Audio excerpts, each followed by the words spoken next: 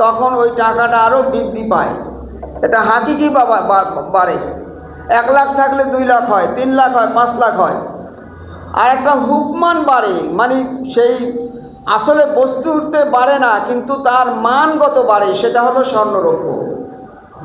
স্বর্ণরৌপ্য বাড়ে না, কিন্তু তার মান বাড়ে, তার দাম বাড়ে, তার মূল্য বাড়ে।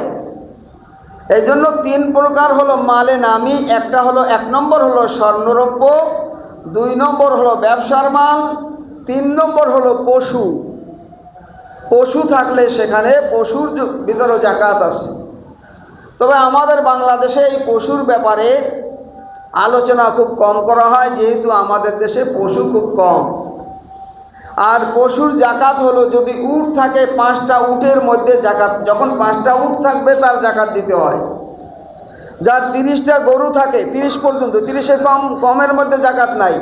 উটের মধ্যেও 5-এর কমের মধ্যে জাকাত নাই। 5টা হইলে উট জাকাত দিতে হয়। আর গরু যদি 30টা হয় জাকাত দিতে হয়। বকরি যদি 40টা হয় সেখানে জাকাত দিতে হয়।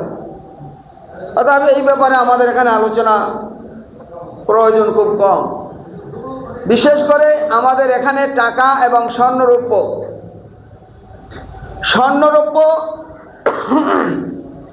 এখন জাকাতের একটা নেশাব আছে। কখন নেশাব কতটুকু? বলে নেশাব হলো, স্বর্ণের নেশাব হলো 20 মেসকাল। 20 মেসকাল। 20 মেসকালে কতটুক হয়? তোলা বা বড়ি হিসেবে যদি ধরি তাহলে 7.5 তোলা হয়। বড়ি হিসেবে যদি ধরি তাহলে 7.5 তোলা হয়। আর এখন বর্তমান কেজির মাপে যদি ধরি তাহলে হয় প্রতি বড়ি হলো 11 গ্রাম 664 মিলি। 11 গ্রাম 664 মিলি। এর 7 বড়ি, অর্থাৎ 7 গুণ। আর যদি বড়ি ধরা হয়, তোলা ধরা হয়, তাহলে 7.5 বড়ি। আর এইটা যদি গ্রামে নেওয়া হয় তাহলে হয় 87 গ্রাম 48 মিলি।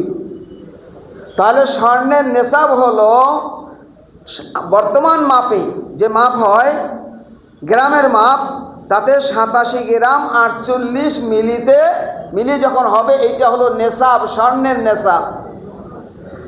সহজ ভাষায় আমরা বুঝি 7.5 বড়ি বা 7.5 তোলা। আর রূপার নেশাব হলো 200 দেরহাম। 200 দেরহামে